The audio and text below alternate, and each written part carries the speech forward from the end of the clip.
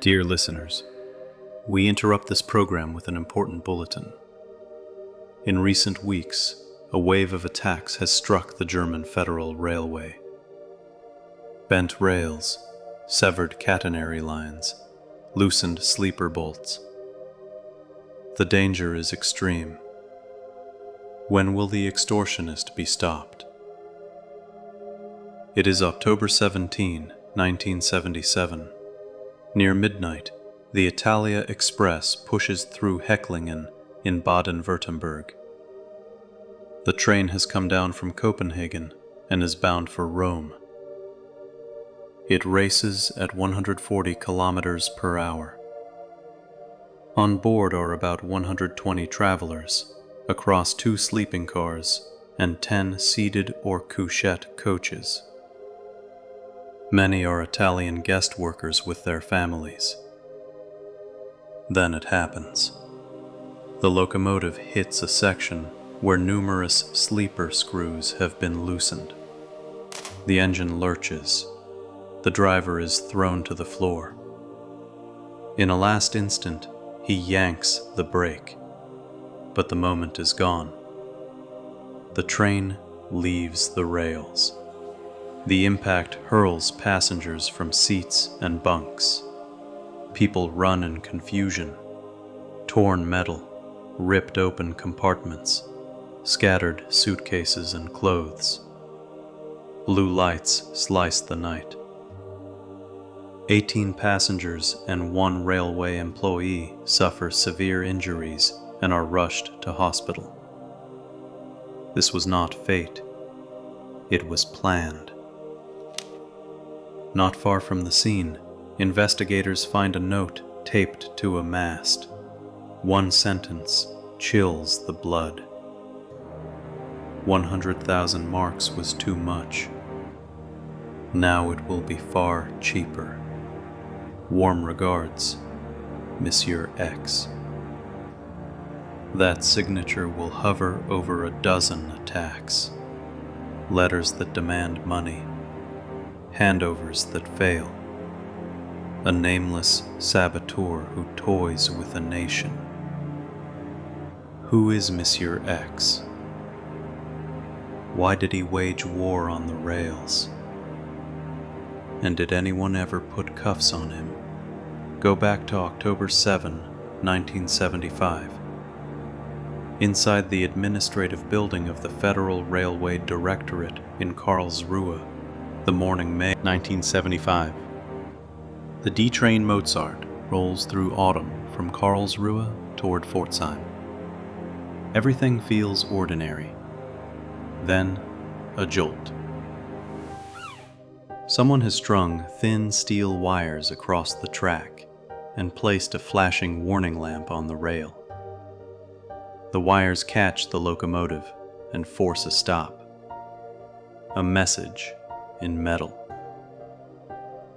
The next day, October 9, another letter lands. He claims the act. No one doubts him now.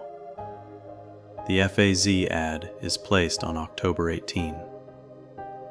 2 days later, a new letter arrives, with a leather bag enclosed. The demand is precise. Pack the 100,000 marks in 1,000 mark notes. Hang the bag on a hook at a location he will dictate. Use a reliable officer to deliver. The handover will take hours. Do not interfere, or 2 prepared traps will be triggered. To prove cooperation, he includes 2 100-mark notes to cover the courier's expenses.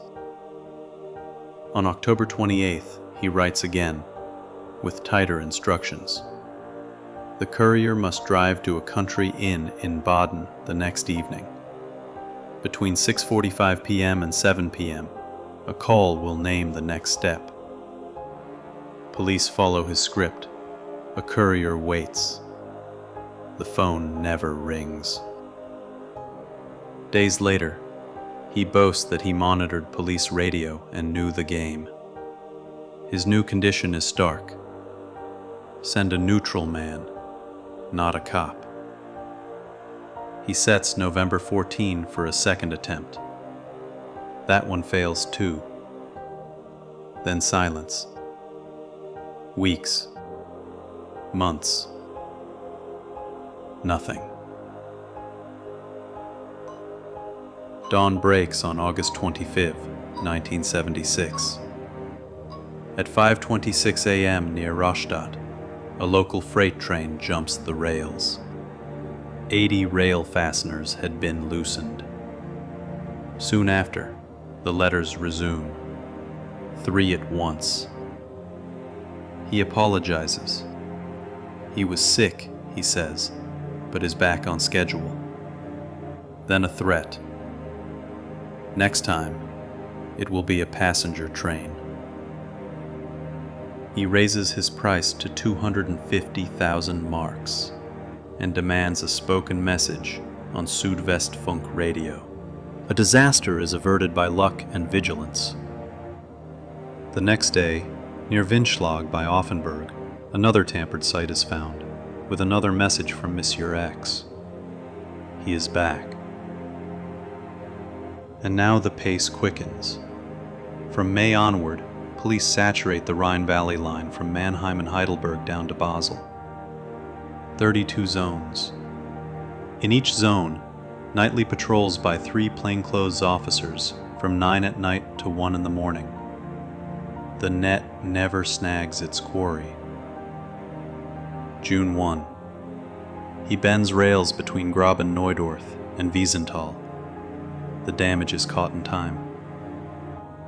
August 1.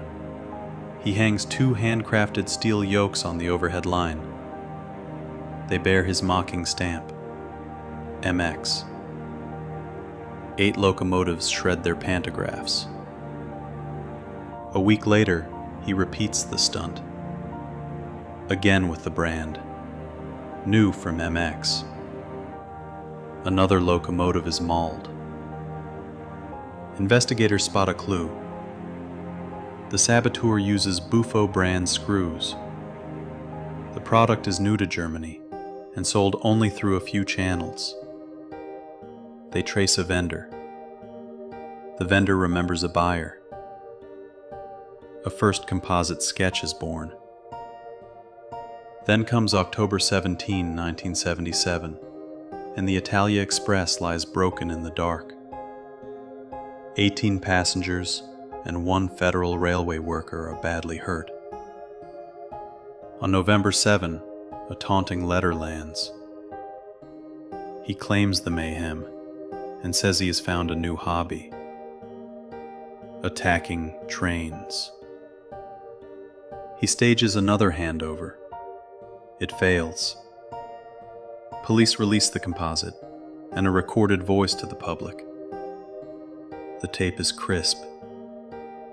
Listen closely. Drive onto the Autobahn. No, there will be no more calls. I will call you again. The voice is a breadcrumb. The answer might have been in their hands already. Late November 1977. In Strasbourg, a young man leaves a German-language extortion letter at a hotel. The hotelier alerts French police. They hand it back and ask him to call if anything odd happens. 4 days pass. A stranger returns for sometimes there 2 or 3 times a week. Several visits align suspiciously with key attacks. On the evening of October 17, he would have driven home on a route that passed the crash site near Hecklingen. Coincidence piles on coincidence. Could this quiet man from a courtyard workshop be Monsieur X? Kraft denies everything. He says he acted only on instructions from a private detective he refuses to name. The case goes to trial. It is an indictment built on many strands, not one weapon, a tapestry. Phoneticians analyze the calls. They hear Thuringian traces. They hear features from Saarland and Hesse. They hear Freiburg. Odd mixture, until you place it on his life. Born in Thuringia, moved west into those regions. Then, years in Freiburg. The fit is uncanny. The Special Commission logs over 7,000 hours of overtime. They compare 150,000 writings. They test 500 typewriters. The court reaches its verdict. Life imprisonment. They are certain. Hermann Kraft is Monsieur X. The sentence is heavy, yet the crimes were gravely dangerous. Tampering with railways that carry thousands every day invites mass death. The law answers hard. Years later, a reporter named Patrick Müller from the Badische Zeitung looks back on the Hecklingen derailment. The anniversary draws him in. He wonders if the man who served the time would talk. In 2007, Hermann Kraft agrees to an interview. The meeting is tense. The man seems bitter and afraid. He begs the reporter to change his name. Please change my name. The neighbors will smash my windows. He speaks of broken ties, a divorce, money problems.